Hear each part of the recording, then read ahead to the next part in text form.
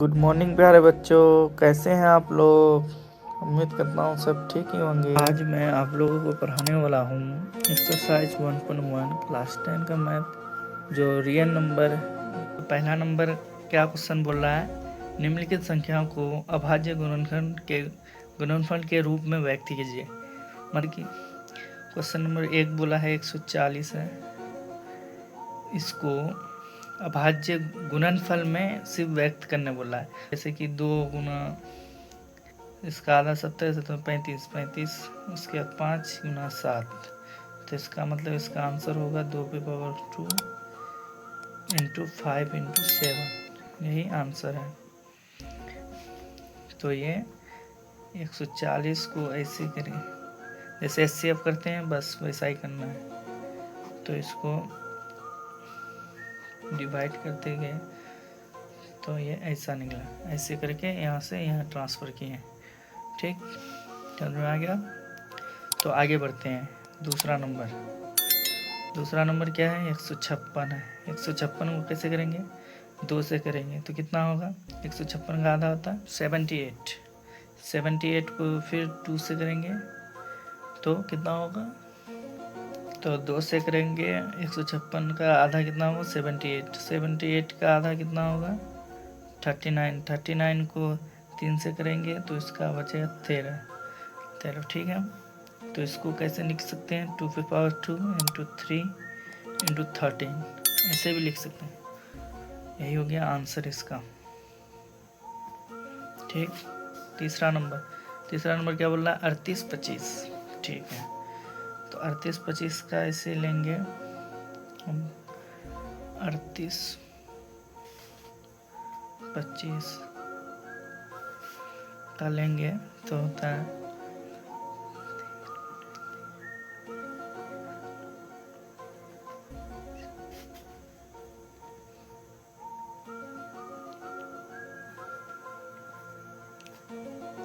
इसको कैसे किए, तो 38 25 पहले हमको छोटा से देखना है, इसको जोड़ के देखेंगे 3 से जा रहा है कि नहीं, क्योंकि लास्ट 5 है तो लास्ट 5 से कटेगा या 3 से कटेगा। ठीक, तो अगर 3 से करता है जोड़ने के बाद तो वो 3 से पहले करेंगे। तो 5 2 7, 7 7 8 7 15, 15 और 3 18, इसका मतलब करता है तो 3 से काटेंगे। 1 3 दूना 6, 7 5, फिर 3 से कट रहा है 4 2 5, 5 से करेंगे 8 5, फिर 5 से करेंगे 17। यहाँ से ऐसे ही ये आया। ठीक, मैंने पहले डायरेक्ट कर लिया। तो 4 नंबर वाला क्या है, 5 5 5 0 5, 4 नंबर 5 0 5। तो इसको कैसे करेंगे, फिर से वही प्रोसेस, इसको रफ में हम लोग को कर लेना है। रफ में करेंगे उसके बाद जा कर के वहाँ पे बैठा देंगे ताकि सेटिस्फाई। लास्ट में 5 है, या चाहे ये 3 से करेगा या 5 से करेगा, तो इसको जोड़ेंगे 10 आ रहा है, 10 आ रहा है तो ये 3 से नहीं कटेगा तो 5 से काटेंगे डायरेक्ट 1 0 0 1। ठीक, अब ये किससे जाएगा, लास्ट में 1 आया, चाहे 7 से या 9 से, तो हम पहले 7 से ही ट्राई करते हैं डायरेक्ट। 7 चौक 28, 7 21। ठीक, अब 143 है, 143 को डायरेक्ट 11 से करेंगे तो हो जाएगा। ठीक, 5 इंटू 7 इंटू 11 इंटू 13, इसका आंसर डायरेक्ट। ठीक, अब लास्ट वाला 5 नंबर क्वेश्चन क्या है, 74 29 है। ठीक,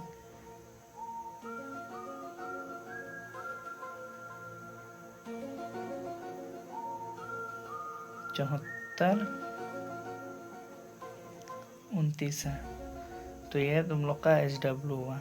ठीक, ये घर में ट्राई करना। ओके, ये SW में नोट कर लो। ठीक है, अब इसी तरह हम दूसरा नंबर क्वेश्चन पे चलते हैं। दूसरा नंबर क्वेश्चन क्या कर रहा है, बोल रहा है पूर्णांकों के निम्नलिखित युग्मों के HCF और LCM ज्ञात कीजिए। HCF और LCM निकालने बोल रहा है, तथा इसकी जांच कीजिए कि दो संख्याओं का गुणनफल बराबर HCF इंटू LCM होता है कि नहीं। तो हमको जांच क्या करने बोल रहा है, दो संख्याओं का गुणनफल बराबर HCF इंटू LCM, ये जांच करने बोला है। तो पहले हम HCF और LCM निकालेंगे। तो पहला नंबर HCF कैसे निकालेंगे, 26 है तो इसका गुणनखंड क्या होगा, 2 होगा, 13 होगा, ठीक।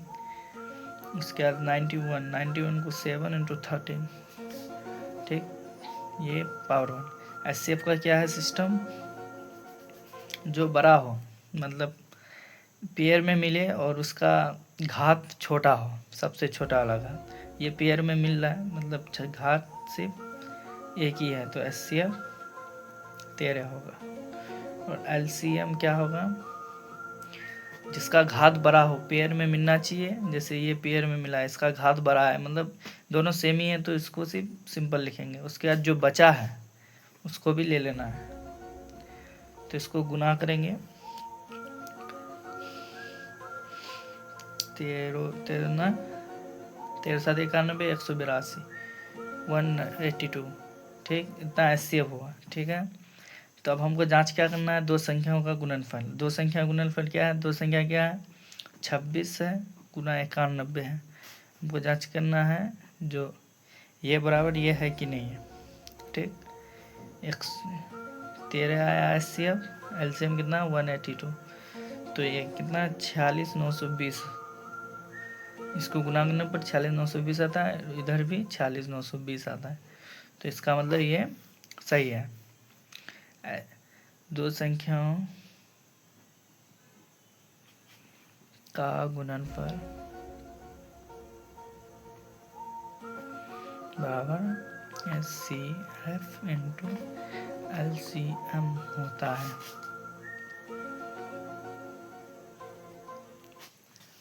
है, ठीक है। HCF इंटू LCM होता है। तो हम इसी को HCF के लिए कभी अगर LCM HCF रहता है, जैसे कि 4 नंबर क्वेश्चन में हमको बनाना है वैसे, तो मैं ये फॉर्मूला बता देता हूँ। दो संख्याओं का गुणनफल बटे में LCM आ जाएगा, ठीक है। यहीं पे अगर LCM करेंगे, LCM बराबर करेंगे, तो फिर ये दो संख्याओं का गुणनफल बाय HCF हो जाएगा, ठीक। कभी HCF दिया हुआ रहे तो LCM निकालने बोलता है, LCM के लिए यह फॉर्मूला और HCF के लिए यह फॉर्मूला, दो संख्याओं का गुणनफल। HCF निकालने बोलेगा तो LCM दिया हुआ रहेगा, LCM निकालने बोलेगा तो HCF दिया रहेगा, दोनों संख्याओं का गुणनफल निकालना है, ठीक है। दूसरा नंबर क्वेश्चन क्या कर रहा है, 510 और 92। दूसरा नंबर और तीसरा नंबर आप लोग का होमवर्क रहा, ठीक है। दूसरा नंबर और तीसरा नंबर आप लोग का होमवर्क, ये दोनों आप लोग खुद से ट्राई कीजिएगा, ठीक है, ठीक है। अब हम लोग 3 नंबर क्वेश्चन की तरफ चलेंगे, ठीक है। 3 नंबर क्वेश्चन क्या कर रहा है, अभाज्य गुणनखंड विधि द्वारा निम्नलिखित पूर्णांकों को LCM तथा HCF ज्ञात कीजिए। अभाज्य गुणनखंड विधि द्वारा मतलब कि इसको अभाज्य गुणनखंड विधि द्वारा बोला है, तो 12 15 और 21 है। तो अभाज्य गुणनखंड इसका करेंगे, 12 का क्या होता है अभाज्य गुणन, 2 गुना 2 गुना 2 दूना 4, 4 तिया 12 3, ठीक है। तो इसको कैसे लिख सकते हैं, 2 पे पर 2 इंटू 3 से भी लिख सकते हैं। इसके बाद आता है 15 का क्या है 3 गुना 5, बस और नहीं होगा, तो इसको 3 गुना 5, यहाँ पे पेयर ये लास्ट में 3 है तो हम इधर से इधर लिखते हैं, ठीक है, ताकि अच्छा रहेगा। अब 21 आता है, 21 का क्या होता है 3 गुना 7, बस, तो इसको हम 7 गुना 3 लिख देते हैं। इसका पावर मतलब पेयर 3 ही से मिल रहा है, 3 मिल रहा है, मतलब ये पावर छोटा है या बड़ा है जो भी है, एक ही पावर है, तो इसमें कुछ नहीं देखना, सिर्फ पेयर मिलना चाहिए। पेयर मिला है तो HCF बराबर 3 हो जाएगा, CF बराबर 3। और LCM के लिए क्या है, जो बड़ी घात, बड़ी घात क्या है, इसमें से कुछ भी नहीं, एक ही सेम ही है, तीनों तीनों जब सेम है तो इसमें 3 ले लेंगे बड़ी घात, 3 लेंगे, बाकी जो बचा है, बाकी ये भी बचा है, ये भी बचा है, ये भी बचा है, तो 2 पे पावर स्क्वायर है इंटू 7 इंटू 5, तो इसको करेंगे सोल्व, 2 पे पावर 2, 7 गुना 5, तो इसको करेंगे 3 दूना 6, 6 दूना 12, 12 पंजे 60, 60 साते 420, इसका 420, इसलिए यहाँ पे लिखना है, अतः HCF 12, 15 और 21 बराबर 3, और LCM 12, 15 और 21 का 420 आंसर। तो इसी तरह दूसरा नंबर भी बनेगा। दूसरा नंबर क्या आ गया है, दूसरा नंबर 17, 23, 29, तो 17, 23 और 29, ठीक है। तो 17 का अभाज्य गुणनफल क्या होगा, 1 होगा या 17 होगा डायरेक्ट, ठीक। 23 का क्या होगा, 23 का क्या होगा, 1 होगा और 23 होगा। 29 का क्या होगा, 1 होगा और 29 होगा, क्योंकि ये अभाज्य संख्या है, ये भाज्य संख्या नहीं है, ये अभाज्य संख्या है। तो अभाज्य संख्या 1 से या फिर अपने आप से करता है, उससे अधिक किसी से नहीं। तो इसका HCF क्या हो जाएगा, डायरेक्ट लिख सकते हैं हम लोग 1, ठीक है। LCM क्या होगा, 17 गुना 23 गुना 29, 17 गुना 23 गुना 29, 17 गुना 23 गुना 29 बराबर क्या होगा, बराबर होगा 17 गुना 23 गुना 29 बराबर 11,339 होगा, ठीक है। 11,339 LCM निकल गया, ठीक। उसके बाद जो तीसरा नंबर क्वेश्चन है, ये तीसरा नंबर 8, 9 और 25 है, ये आप लोग का HW रहा, ठीक है। इसको नोट डाउन करना है। एक बार मैं फिर से क्लियर ही दिखा देता हूँ।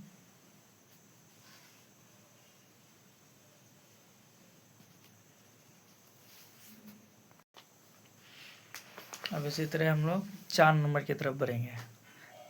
अभी मैंने फॉर्मूला बताया था कि HCF दिया हुआ रहे तो LCM निकालना है, LCM निकालना है, अगर LCM दिया हुआ रहे तो HCF निकालना है।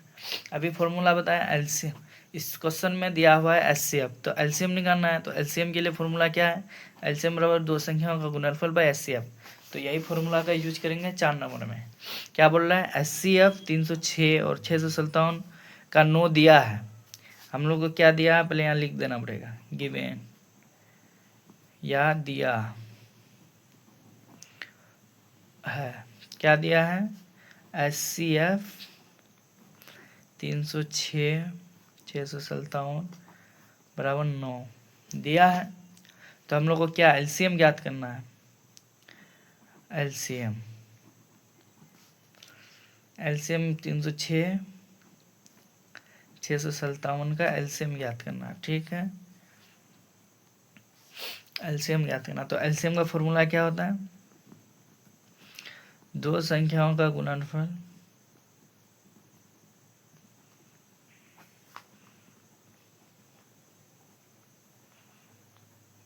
गुणनफल बटे HCF। तो यहाँ पे LCM ही लिखेंगे। दो संख्या क्या क्या है, एक है 306 गुना 500 मतलब 657। HCF कितना दिया हुआ है, 9 दिया हुआ है। ठीक है, इसको काटेंगे, यहाँ 9 का मतलब ये करता है, तो 9 27, 9 27 और 3 बता 9 चौक 36। अब इसको गुना करेंगे, LCM बराबर 34 गुना 657।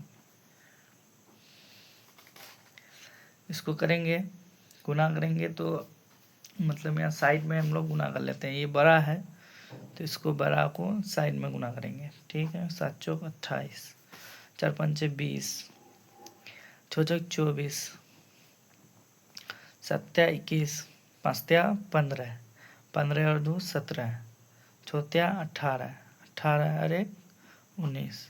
ठीक है, 3 3, ठीक है, 9 11 मतलब 22 338 आ गया। कैसे आया, यहाँ गुना किए। ठीक है, ऐसे आ गया आंसर। अतः यहाँ लिखना आंसर डालेंगे, यहाँ लिखना अतः LCM 306, 657 बराबर 22 33 8 आंसर। ठीक है, 4 नंबर समझ में आ गया। एक बार फिर से दिखा दे रहा हूँ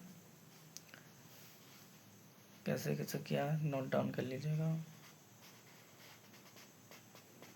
ठीक है, इसका PDF भी मिल जाएगा और PDF के लिए व्हाट्सअप कॉन्टेक्ट नंबर दे दूंगा, उससे ले लीजिएगा।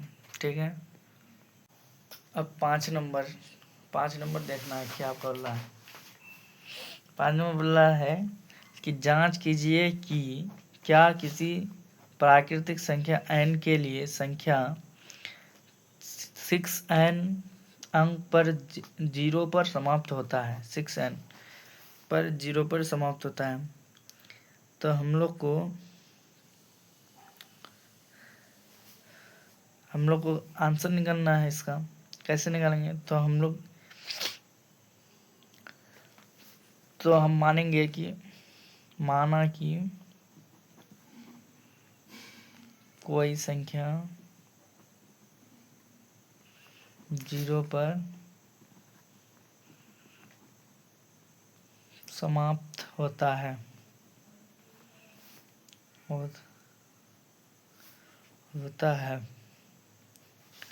तो वो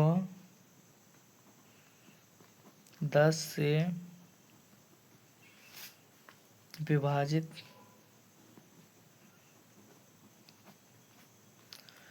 होती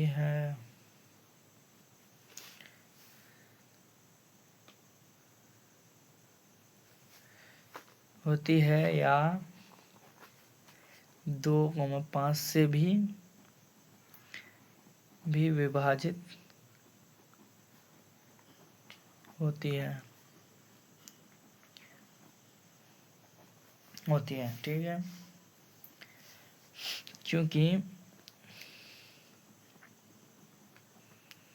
क्योंकि 10 के लास्ट में 0 है। जब इसके लास्ट में 0 है तो ये 2 गुना 5 होता है इसका। ठीक है, तो 6n का अभाज्य गुणन क्या होगा, 6n का अभाज्य गुणनखंड निकालेंगे अगर हम, 6n का अभाज्य गुणनखंड क्या होगा, 2 × 3 पे पावर n है ना। 6n को हम इस तरह लिख सकते हैं। ठीक है, 2 × 3 × पावर n। ठीक, तो इसको हम 2n × 3n हो जाएगा, ये पावर निकलेगा तो हो गया। तो 6n n के अभाज्य गुणनखंड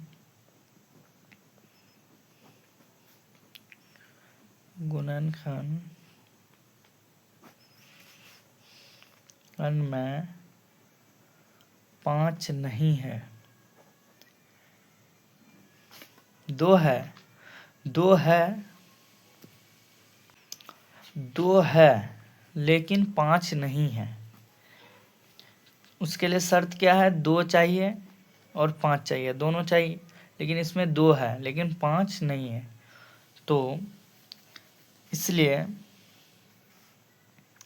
इसलिए क्या होगा? 6n 5 से विभाजित नहीं होती है,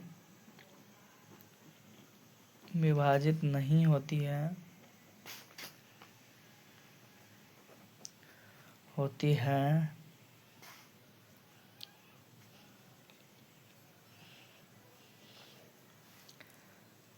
है। तो हम इसको कह सकते हैं, अतः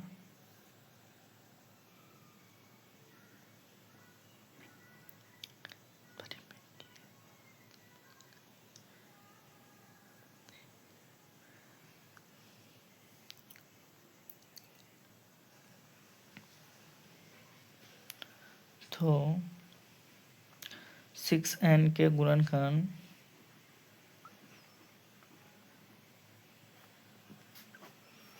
गुणनखंड में 2 और 3 के अतिरिक्त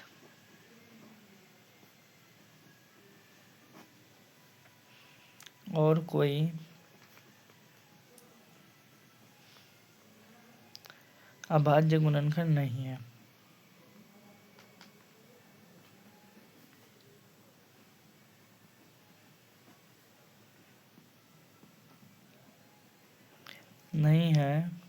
अतः हम कह सकते हैं कि किसी भी प्राकृतिक संख्या n के लिए 6n पर अंक 0 समाप्त नहीं हो सकती है। ठीक है, हम लोग अतः कह सकते हैं कि किसी भी प्राकृतिक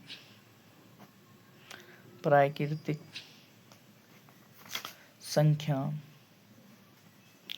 n के लिए, क्वेश्चन क्या कर रहा था? जांच कीजिए कि क्या किसी प्राकृतिक संख्या के लिए संख्या 6n पर 0 अंक प्राप्त होती है, अंक 0 पर समाप्त हो सकती है। तो इसका निश्चित सॉल्यूशन किए तो क्या निकला? ये 6n जो है वो अंक 0 पर समाप्त नहीं हो सकती है, इसलिए इसका आंसर इतना ही है। ठीक है, कॉन्सेप्ट समझ में आ गया? इसको एक बार फिर से ध्यान से देख लीजिए, स्लो मोशन में चला रहा हूँ। ठीक है, अब बचा है लास्ट क्वेश्चन। तो लास्ट क्वेश्चन को कैसे करेंगे ये देखिए, ध्यान से देखिएगा। अब 6 नंबर क्वेश्चन देखते हैं क्या बोलता है। 6 नंबर क्वेश्चन बोल रहा है, व्याख्या कीजिए कि 7 गुना 11 गुना 13 प्लस 13 और 7 गुना 6 गुना 5 गुना 4 गुना 3 गुना 2 गुना 1 प्लस 5 भाज्य संख्या क्यों है? हम लोग को पता है जो है, लेकिन क्यों है, तो ये हम लोग को प्रूव करना है, इसलिए प्रूव करते हैं। ठीक है, ध्यान से देखिए। तो आंसर उत्तर में हम लोग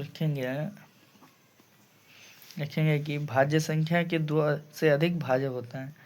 मतलब भाज्य संख्या जो है, भाज्य संख्या के 2 से अधिक भाजक होता है।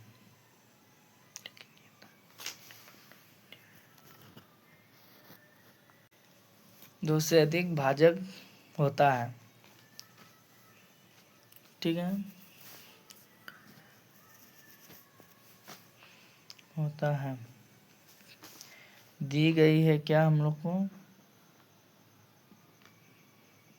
क्या दी गई है? 7 गुना 11 गुना 13 प्लस 13। ये पहली संख्या है, ठीक है, पहली संख्या है, ठीक। तो हम लोग इसको, क्योंकि ये अभाज्य है कि नहीं, क्योंकि ये बराबर नहीं कर रहा है तो ये अभाज्य है। तो इसको भाज्य बनाने के लिए हम लोग करेंगे 13 गुना जो है, ये गुना ही है, उसको ब्रैकेट में 7 गुना 11 कर देंगे और 1 प्लस कर देंगे, इससे 1 माइनस करेंगे तब प्लस होगा, ठीक है। तो 13 गुना 1177 गुण प्लस 1 तो हो जाए 13 गुना 78, 13 8 है। इसको 78 को क्या लिख सकते हैं, ये 13 ही है, 13 गुना 6। इस प्रकार इस संख्या के 2 से अधिक भाजक हो गया, ठीक है। इस प्रकार हुआ कि नहीं, 13 गुना 6 ये संख्या है, अधिक हुआ। इस प्रकार इसको लिख सकते हैं, इस प्रकार इस संख्या का के 2 से अधिक भाज्य है या भाजक है। भाजक 1 6 13 1 होगा, 1 से तो कटता ही है सब, 6 भी है, 13 ही है, और ये संख्या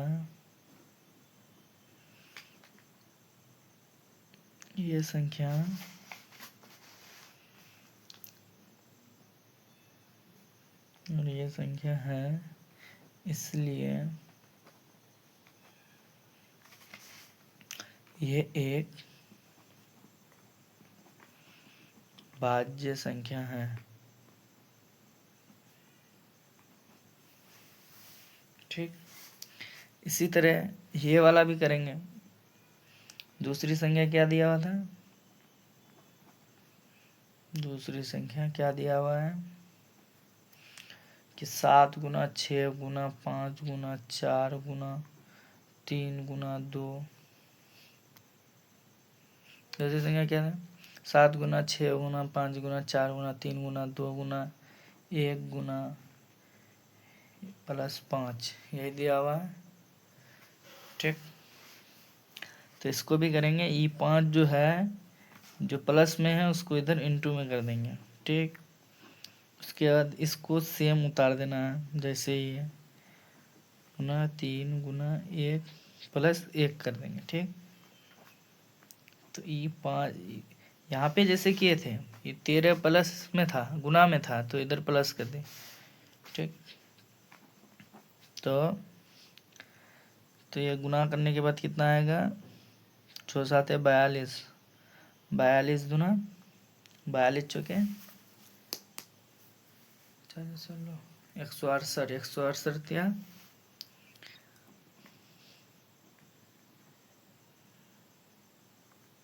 गुना 2 गुना 1, तो 1008 होगा प्लस 1, ठीक। तो 5 गुना 1009। इस प्रकार इसका भाजक गुना 1 तो होगा ही, तो ये 2 आ गया, तो 1 से तो कटेगा ही, तो इस प्रकार इसको लिखेंगे, इस प्रकार इस संख्या के 2 से अधिक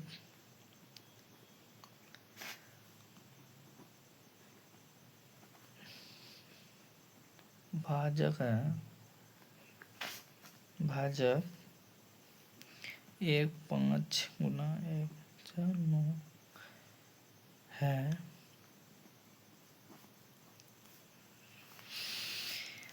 इसलिए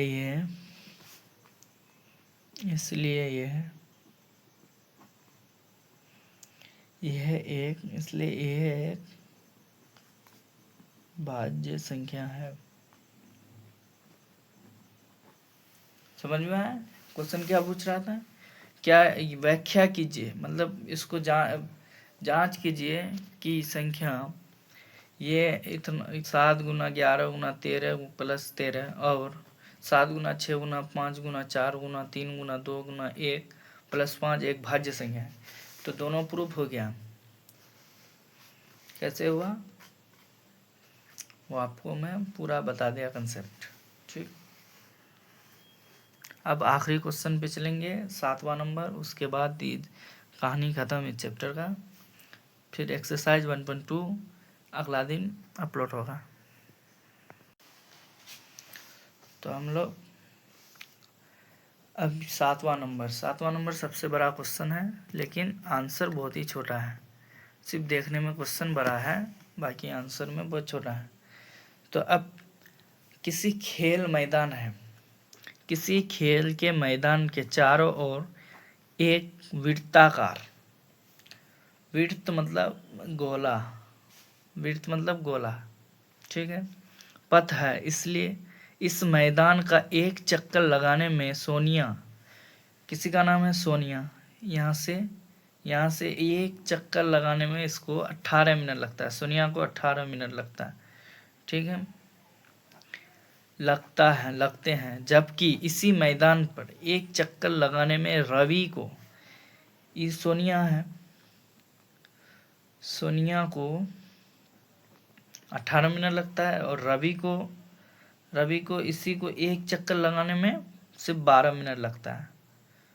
रवि को 12 मिनट लगता है, ठीक है, मिनट लगता है। मान लीजिए कि वे दोनों एक ही स्थान और एक ही समय पर चलना प्रारंभ करके मतलब एक ही जगह में है। हम यहाँ अलग अलग लिए थे, लेकिन ये एक ही जगह है, ठीक है, एक ही जगह से एक ही टाइम पे प्रारंभ कर रहा है स्थान, और एक ही समय पर चलना प्रारंभ करके एक ही दिशा में, मतलब चाहे इधर आएगा तो एक, या फिर इधर आएगा तो दोनों आएगा, मतलब फिर घूम के यहीं पर, ठीक है। कितने समय बाद वो पुनः प्रारंभ स्थान पर मिलेंगे, कितने समय बाद, मतलब कि ई जो 2 चक्कर लगाएगा 36 मिनट में, ई 3 चक्कर लगाएगा वही 36 मिनट में, मतलब कि रवि 3 चक्कर लगा करके और ये 2 चक्कर लगा करके ही यहाँ पहुँचेगा, तो 36 मिनट में पुनः पहुँचेगा।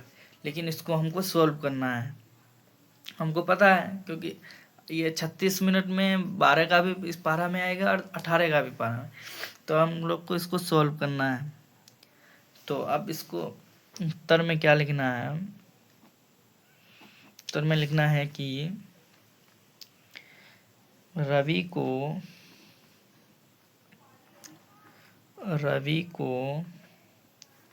12 मिनट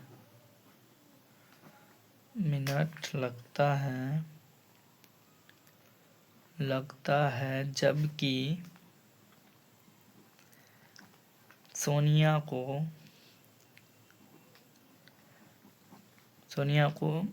18 मिनट लगता है, ठीक है, लगता है। मैंने वही उतार के जैसा क्वेश्चन कर रहा था, क्वेश्चन में जैसा वहाँ है इतना बड़ा है, लेकिन हम यहाँ उसी को छोटा में लिख दिए, ठीक है। तो अब वो प्रारंभ स्थान पर होंगे, कब होंगे, एक समय बाद, या बोल रहा ना कहीं एक ही स्थान और एक ही समय में, मतलब एक समय बाद दोनों प्रारंभ स्थान में होगा कि नहीं होगा, दोनों एक ही स्थान पे होगा, क्योंकि प्रारंभ जहाँ वही क्वेश्चन में बोल रहा है होंगे। तो इसका तो 12 और होगा, तो 12 और 18 का एलसीएम होगा, एलसीएम होगा एलसीएम होगा।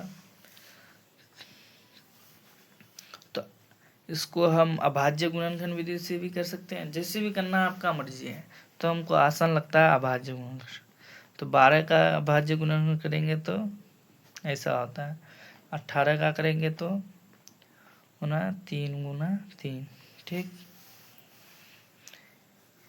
इसको लिखेंगे 2 पे पावर 2 3, इसको लिखेंगे 2 इंटू 3 पे पावर 2। तो एलसीएम में क्या होता है, जो बड़ी घात को लेना है, पेयर में मिलने वाला बड़ी घात को लेना है, उसका जो बचा है उसको लेना है। तो ई पेयर में बड़ी घात क्या है, 2 पे पावर 2, और इसका है बड़ी घात 3 पे पावर 3, 3 पे पावर 2, तो 2 पे पावर 4 हो गया, 3 का 9, 9 चौक 36। मतलब इसका यही ये हुआ, इसका एलसीएम कितना आ गया, एलसीएम आ गया 36। मैं पहले ही बता दिया था ये 36 मिनट में पहुंचेगा, तो एलसीएम आया 36, ठीक है। तो अतः रवि और सोनिया 36 मिनट बाद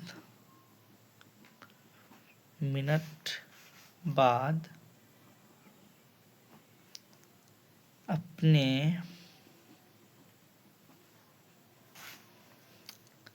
दोनों अपने प्रारंभ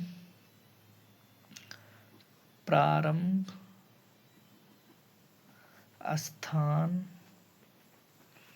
पर होंगे, ठीक है। ठीक है, समझ में आ गया क्या बोला मैं। इसको रवि को 12 मिनट लगता है, जबकि सोनिया को 18 मिनट लगता है। एक समय बाद दोनों प्रारंभ स्थान पे होंगे, इसलिए 12 और 18 का एलसीएम होगा। 12 का एलसीएम कैसे निकालेंगे, ऐसे 12 और 18 का एलसीएम निकालें तो ये बड़ी घात वालों को लेना है, एलसीएम में बड़ी घात, एचसीएम में छोटी घात, और जो नहीं है उसको नहीं। तो इसमें बड़ी घात ले लिए, तो 2 पे पावर 2 इंटू 3 पे पावर 2, तो 2 पे पावर 2 को करेंगे तो 4 आएगा, 3 पे पावर 2 को करेंगे तो 9 आएगा, 9 चौक 36, ठीक है। एलसीएम 36 आएगा। रवि और सोनिया 36 मिनट बाद दोनों अपने प्रारंभ स्थान पर होंगे, ठीक है। यही आंसर हो गया, ठीक है, समझ में आ गया। इसलिए यह ख़त्म यहाँ तक। तो क्लास कैसा लगा, अच्छा लगा तो लाइक कीजिए, शेयर कीजिएगा, कमेंट कीजिए कैसा लगा क्लास, सब्सक्राइब ज़रूर करें।